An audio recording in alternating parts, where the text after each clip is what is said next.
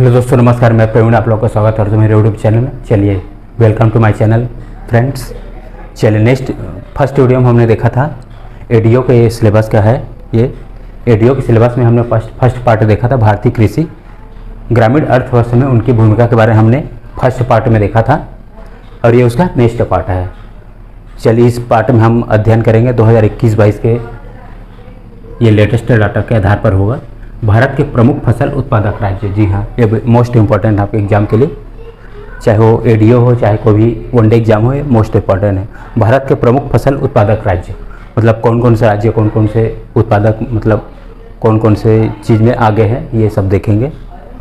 चलिए, अगर मेरा कंटेंट, मेरा चैनल, मेरा वीडियो पसंद है तो मेरे चैनल को सब्सक्राइब, लाइक, शेयर एवं कमेंट जरूर कीजिए दोस्तों। चलिए फिर शुरुआत करते हैं वीडियो की। चलिए, पहले अनाज के दृष्टिकोण से देख लेते हैं। पहला शुरू करते हैं अनाज। अनाज में जैसे चावल हो गया, गेहूं हो गया, ज्वार हो गया, जौ हो गया, बाजरा हो गया, इसके क्षेत्र में कौन कौन से राज्य आ गए हैं ये देख लेते हैं। जैसे चावल हो गया, चावल एक उष्णकटिबंधीय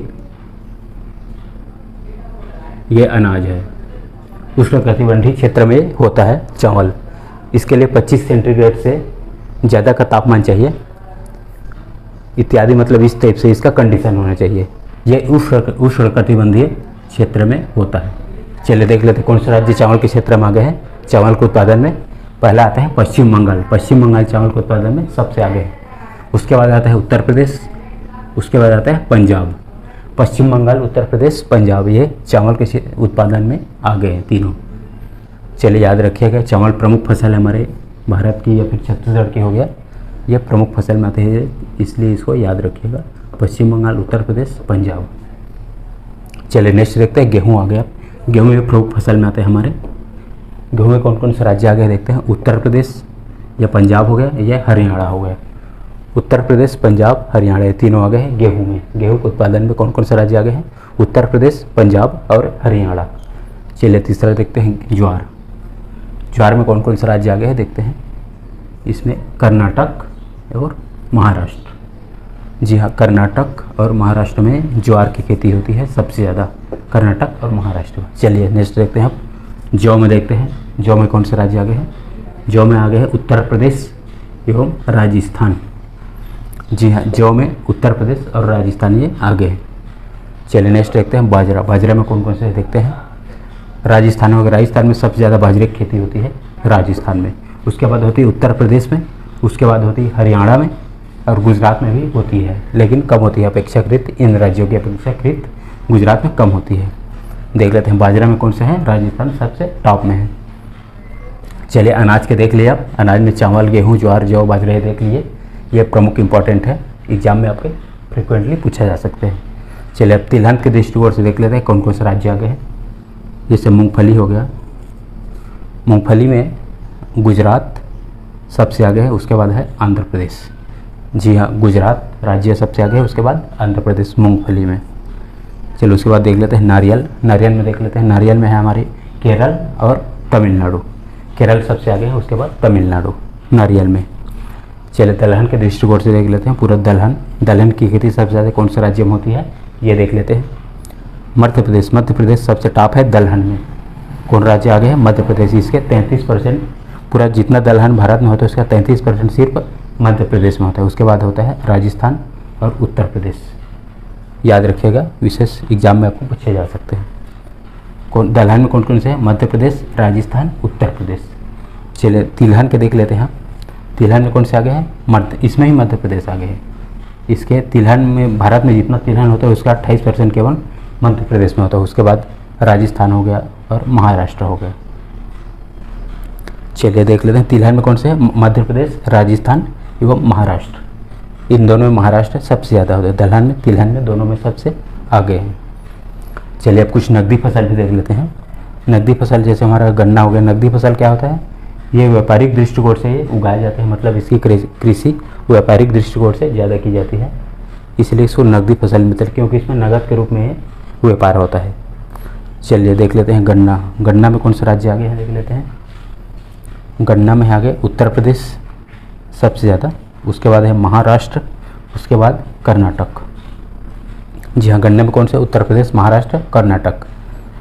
लेकिन जो साउथ दक्षिण भारत के जो गन्ने होते हैं उसमें मीठापन ज़्यादा होता है, क्योंकि वहाँ टेम्परेचर उत्तर भारत के मतलब उत्तर भारत से वहाँ बहुत कम होता है दक्षिण भारत में, इसलिए उसमें मिठास या मीठापन ज़्यादा होता है दक्षिण भारत में, और उत्तर भारत में अपेक्षाकृत थोड़ा कम होता है। चलिए देख लेते हैं नेक्स्ट। अब कुछ रेशेदार फसल भी देख लेते हैं, जैसे कपास हो गया। कपास में कौन सा राज्य आ गया देख लेते हैं। इसमें महाराष्ट्र, कपास में महाराष्ट्र, उसके बाद गुजरात। जी हाँ, कपास में कौन है, महाराष्ट्र और गुजरात कपास में। उसके बाद पटसन देख लेते हैं, पटसन को जूट भी बोलते हैं। जूट में है हमारे पश्चिम बंगाल, उसके बाद बिहार। पश्चिम बंगाल के लगभग 75% एरिया में जूट का खेती की जाती है एवं इसका निर्यात भी किया जाता है अन्य देशों में, जैसे पश्चिम बांग्लादेश हो गया। बांग्लादेश में भी बहुत ज़्यादा जूट होते हैं, वहाँ से मतलब निर्यात भी होता है, पश्चिम बंगाल से भी निर्यात होता है दूसरे देशों में।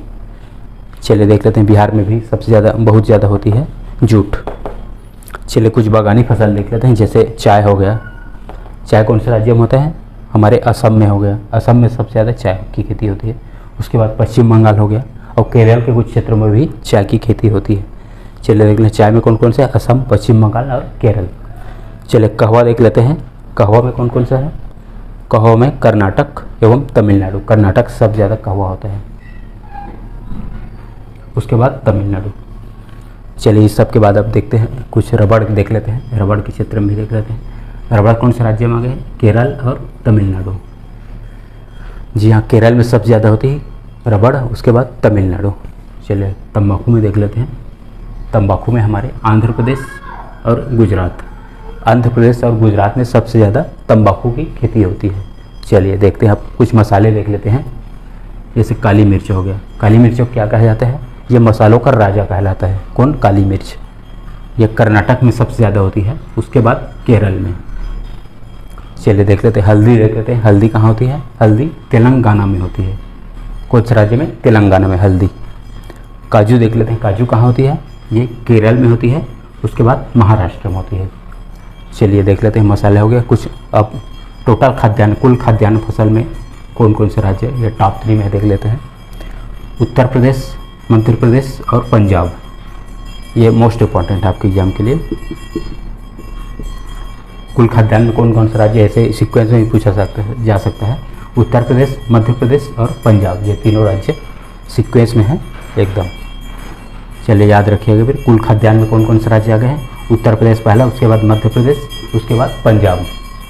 चलिए नेक्स्ट देखते हैं, कुछ अन्य फसल भी देख लेते हैं, जैसे सोयाबीन हो गया। सोयाबीन कौन से राज्य आ गए हैं, मध्य प्रदेश। जी हाँ, मध्य प्रदेश बहुत ज़्यादा आ गया है सोयाबीन में, इसलिए मध्य प्रदेश को सोया स्टेट भी बोलते हैं, सोया स्टेट। सोयाबीन में लगभग 40 से 45% इसमें प्रोटीन पाया जाता है। 40 से 45%, लगभग 40% पाया जाता है।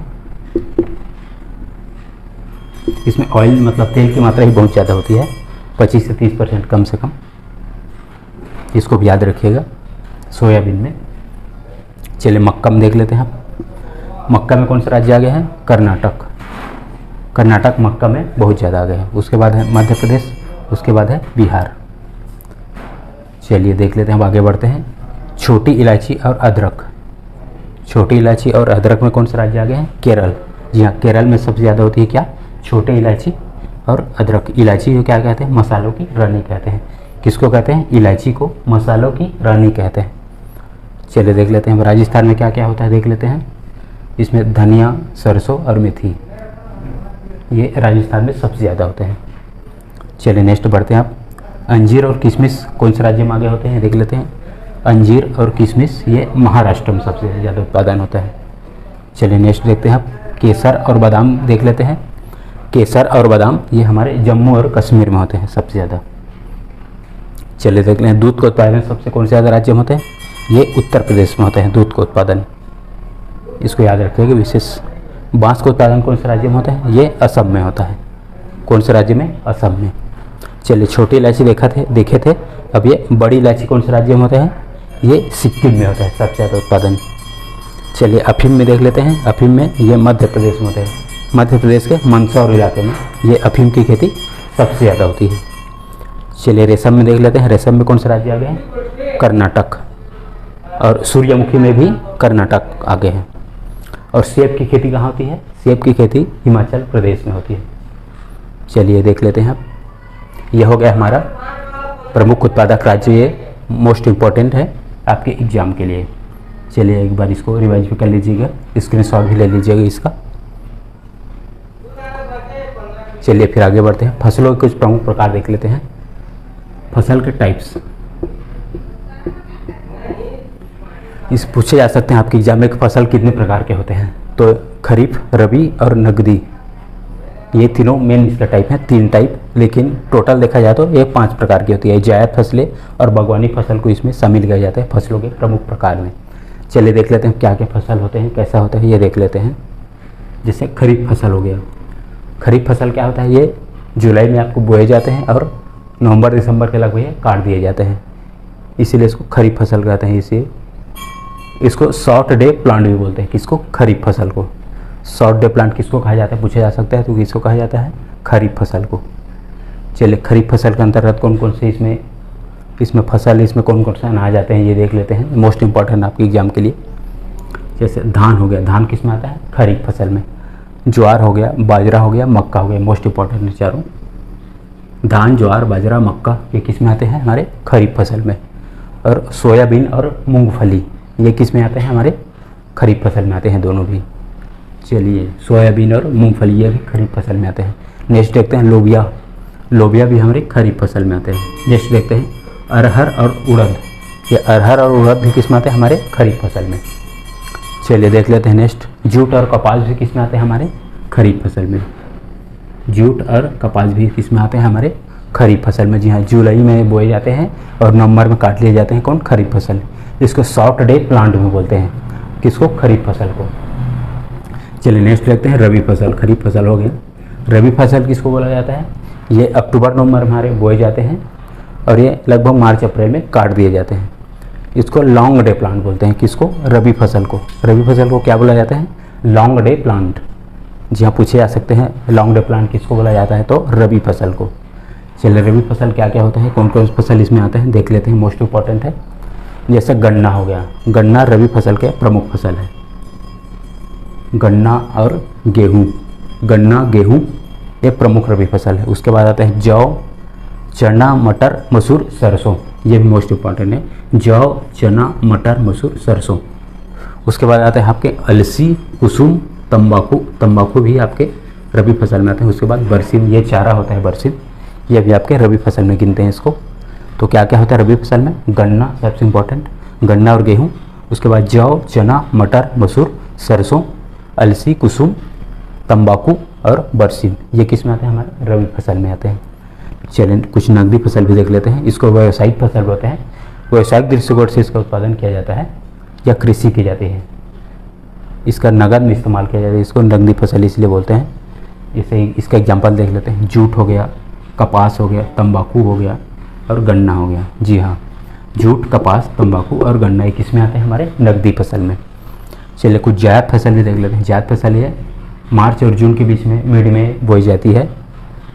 जायद फसलें, जायद फसलें में क्या क्या होती है? जैसे तरबूज हो गया, खरबूज हो गया, खीरा, ककड़ी।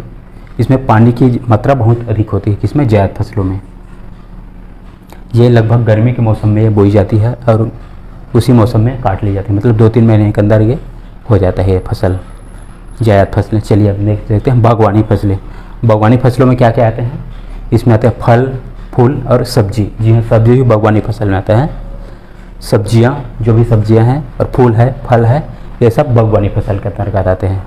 चलिए देख लेते हैं फसल के प्रमुख प्रकार हो गए हमारे खरीफ फसल, रबी फसल, नकदी फसल, जायद फसल और बागवानी फसल। ये फसल का टाइप्स हो गया। इसका स्क्रीनशॉट ले लीजिएगा, ये इंपॉर्टेंट है आपके कोई भी एग्जाम के लिए, कोई भी कॉम्पिटिटिव एग्जाम के लिए ये मोस्ट इंपॉर्टेंट है। चलिए स्क्रीनशॉट ले लीजिएगा इसका। चलिए आगे बढ़ते हैं। फिर अब रेशम कीट पालन देख लेते हैं। रेशम कीट पालन, जी हाँ, ये एडीओ के एग्जाम के लिए भी मोस्ट इंपॉर्टेंट है। रेशम कीट पालन को हम क्या बोलते हैं? सेरीकल्चर। सेरीकल्चर किसको कहा जाता है? रेशम कीट पालन को। और शहतूत की खेती होती है उसको क्या कहा जाता है?